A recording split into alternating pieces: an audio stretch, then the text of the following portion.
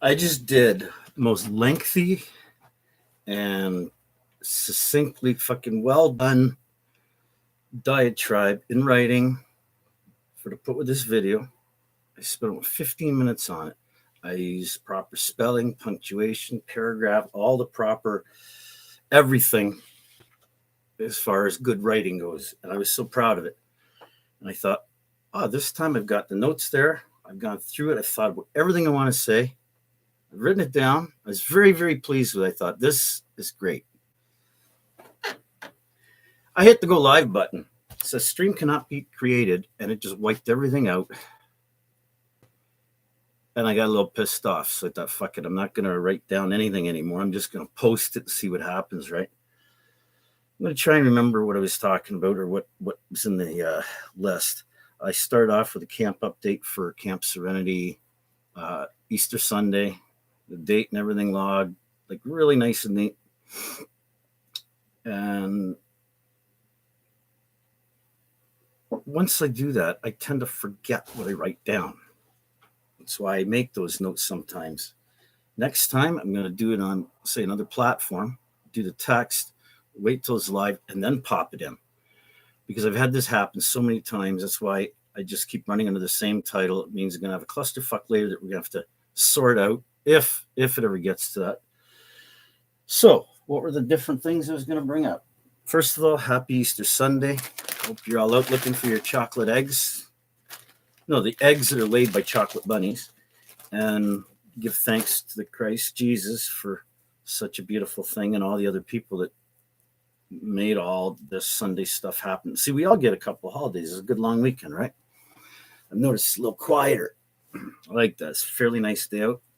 I'm here inside the barn, but the outside is like, about 8 feet straight in front of me. So I'm looking out into the forest right now. And there's a bathroom, boiler room. They're both disabled right now. I am actually pooping in a toilet, a bucket rather than a toilet, because I haven't made a toilet out in the forest yet that I think will work. Burying it in holes all the time is a bit tedious. So there's some other little tricks I'm working on. I'll maybe disclose more of that later because it's a sensitive area. Suffice it to say, about a month and a half ago when I first started doing it, I ended up stepping in one of the holes with poop buried in it, and I had like 4 days worth in it. And I realized, okay, we got to do this more often. Smaller holes, you don't have to dig as deep, put more debris in it, turn it over a bit. And you got other areas, so there's little shallow areas down the forest where I found on a really rainy day, I put it there. The next day I go back, there's no smell, there's no sign of it, it's gone. I'm amazed. So like, it's not really a big problem. It's just inconvenient to carry a bucket down there every couple of days and dispose of it. But that's part of me keeping fit. And speaking of that, with the leg injury I had back on New Year's, because my ego got ahead of me and I pushed too hard, and I had a little accident, and both knees are pretty fucked up, especially my right one, still swollen. Definitely slowing me down, and maybe that's partly why I feel a little lethargic. You get a little depressed when you can't get your stuff done, where you got physical things holding you back, but your spirit is eager to, keep going. So, let's see what else. Today, I've been outside trying to get going, trying to get my appetite up. I've been so lethargic for over a week now. Just, everything seems so hard. This is my lunch. I actually got a few of them right now. I don't know if anyone recognizes these. They are burdock roots. They're very young shoots. They're just coming up. I got hundreds of them. I've gotten a few of them. They're, a foot and a half long, inch and a half in diameter. Like some of them quite large, literally almost a meal. And it only takes a few minutes to pull them out now, even the long ones. The debris I've got outside, as many of you know, I've been piling up garbage and we're slowly getting rid of it. But as we're getting rid of it, it's on the ground. I'm digging dirt over it, like composting, literally household garbage, along with wood, sticks from the forest, whatever I can find. And as we're cleaning that garbage out of it now, because it's been, I guess, 10 years in September, I am literally stunned at the quantity of deep, rich, thick, black soil I'm getting. It is absolutely amazing. with all the weeds and things and stuff I brought around. I throw seeds all over just randomly. I even got marijuana seeds coming up all over the place that just, they survived the winter, I guess. So I'm really, really pleased about that. And especially the burdock, because this year, I don't know if it shows, but you see how clean and white that is in the middle? They clean up beautifully. In the last few years when I've been getting them, the roots are all distorted and there's these scar marks on them. They're cracked open in places, got bits of rock in them. You cut the root in half and there's these black lines in them. And it's like, fuck, you spend an hour digging out a big, huge, like some of them are like, 2 feet long, eh? And, about this big around. Like you've literally got a full meal. You spend maybe an hour or two digging that out, because I don't just sit there, dig. It's like I'll do a bit, sit down, have a beer, have a smoke. I get tired easy. And they would taste terrible. You wouldn't be able to get much of it to eat. And I thought, this is just a waste of time. This year I had to dig one up because it was in my garden area where I'm planting some melons, and I got morning glories going in, parsley, broccoli, some turnips, onions, potatoes. I'm trying to get a large selection in as quickly as possible and see what I can get in the way of produce growing that I can eat myself. Even if it's just a tiny bit, it helps supplement what I've already got. And there's something to be said about growing food in the soil you've created yourself. Take some area where, I tried growing stuff for the last several years out here, and the soil that's existing in this spot right now, right up until this year, maybe last year a little bit, I couldn't get anything to grow worth a shit in it. So this year I'm pretty excited, especially with, like I say, I'm getting an enormous amount of this beautiful rich black dirt. What I'm doing is digging little alcoves into the clay and stuff that's here. There's a lot of brick and rock, sand. It's really shitty soil.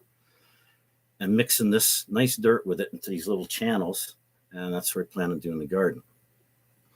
I've noticed a lot of really interesting anomalies with the animals. I was worried about the rats getting the seeds and stuff like this. Well, I've got a couple of techniques where I've learned to get around that.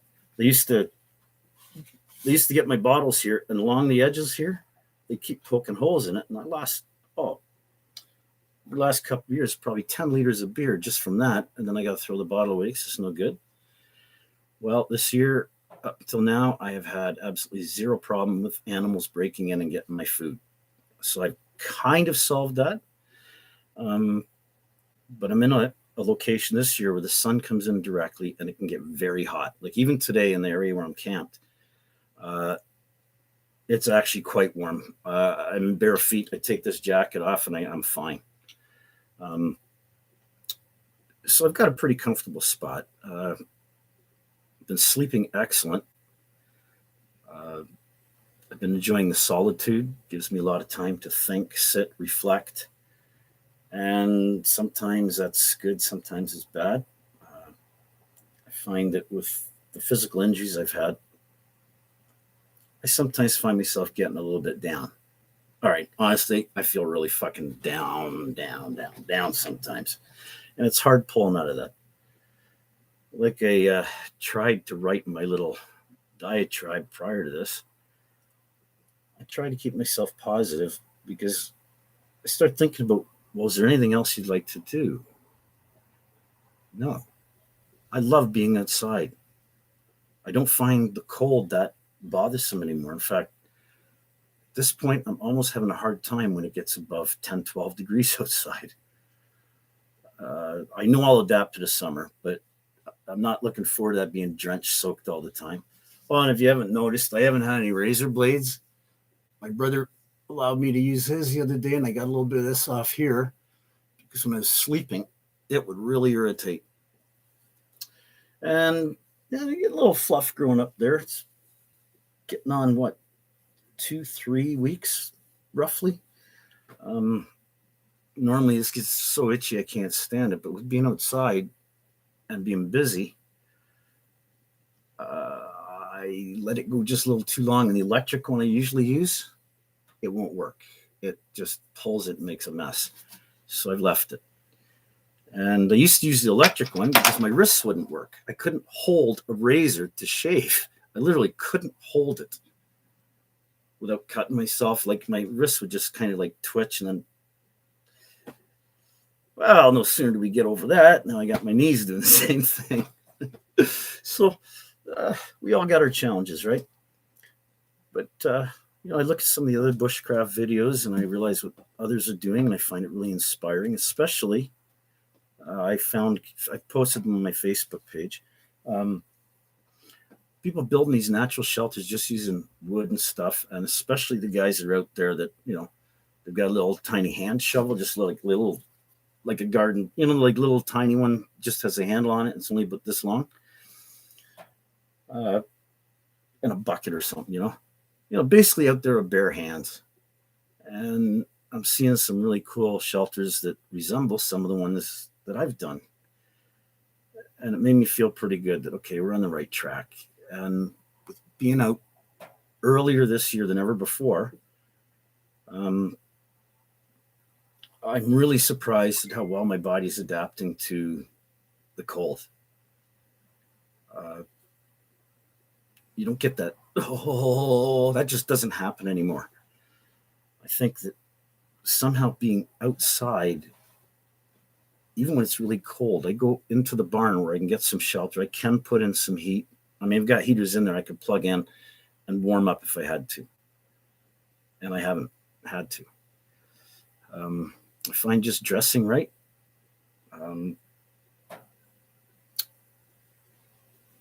It's kind of nice to feel that the body is capable of adapting, even at my age. I'm almost, 59. I don't think I'm hitting the 60 mark. I think it's 59 in June.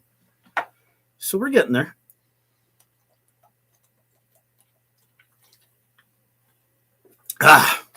And I almost have completed my first in-ground, I'll say semi-permanent cooler for my beer. I've dug down about 1.5 feet, enough to do for a 2-liter bottle. And I got space for, well, right now I think it was 18 bottles. And by the end of today, I should have it up somewhere around 24 to 30. And I figured that should be enough for now, but I'll probably expand it a bit. The next thing is I'll be sinking some of my food bins. I've got metal food bins. I figure for the summer, if I put them in the right spot, keep the ground wet, and dig them into the ground maybe 6-8 inches, and then pile up some block around the edge of it to make like a cooler. I don't want to be bending down into the ground all the time to get my food. And I've pretty much got to leave them in the metal containers, at least for the present, because I do have the issue with rodents, chipmunks, squirrels, you name it. Okay. There's a wild cat here too that keeps the rodents at bay.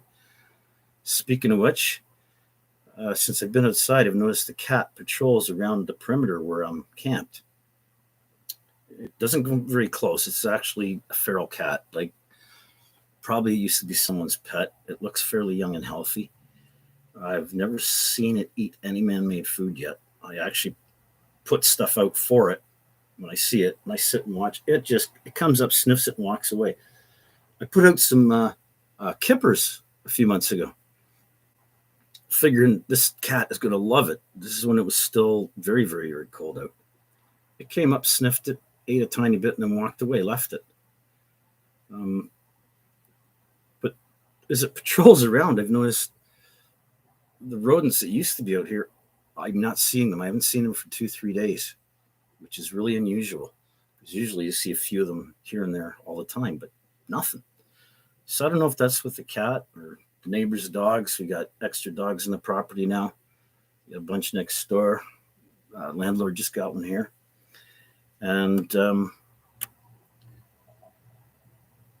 in order to keep doing this permanent, like, part of the deal is I got to clear up the area that I'll say I made a mess of, okay? And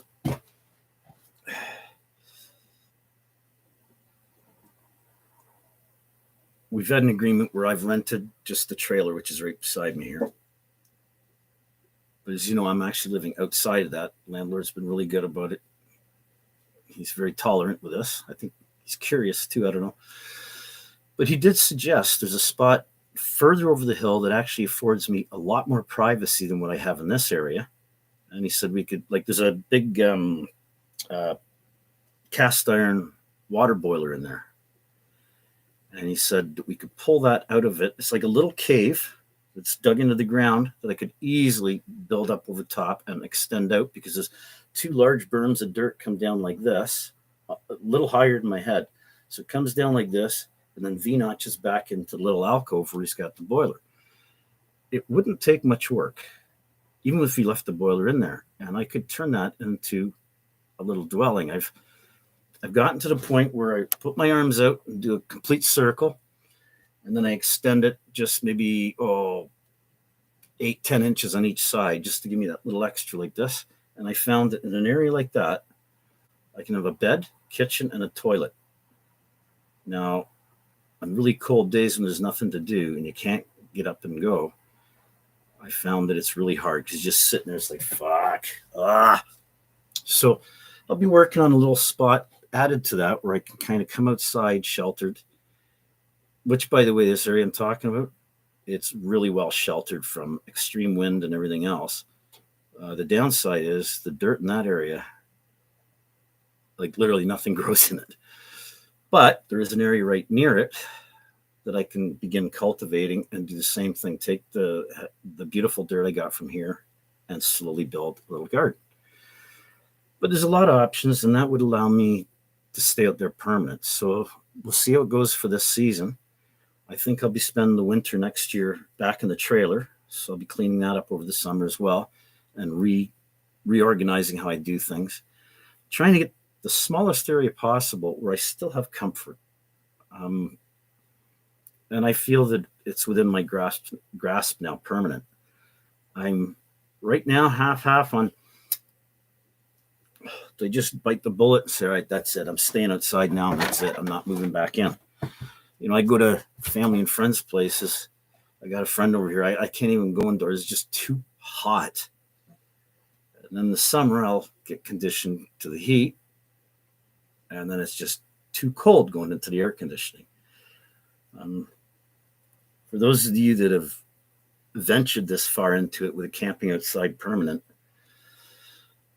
you know what I'm talking about with that feeling. Like, you feel like you're suffocating when you go indoors. The air outside here, even though it might be physically colder, I've took a thermometer and I've gone outside, and it's literally 4 or 5 degrees colder than it is inside, and yet I feel warmer outside. There's something about the air movement, about the sun, the light energy. It feels like every time you take a breath of that cold air, it's almost like feeding a fire. Like it warms me up. To those that have never tried it, that might sound nuts, but it works. I've been collecting my own water. Like I said, I'm putting in stuff for the garden now. It's still a clusterfuck mess, but that's part of my method of operation, if you will. Out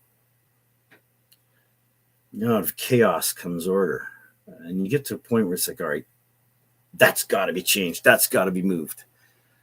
That's partly why I haven't done a lot of videos lately, because I didn't have a good setup. I couldn't keep going back inside to use it. I felt dead. At least out here, I'm looking directly out at the sunny skies. Got hydro lines out there too.